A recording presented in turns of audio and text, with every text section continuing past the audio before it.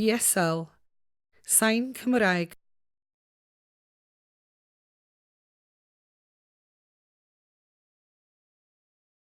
Brasfyr Bwyell. Roedd carreg o chwarel Penmaen Mawr yn boblogaidd dros 5,000 o flynyddoedd yn ôl, sef yr adeg y dechreuwyd y fwyell hon, ond na chafodd ei chwblhau. Roedd Bwyell wedi ei chyboli cael ei masnachu yn ystod oes y cerrig ym Mhrydain.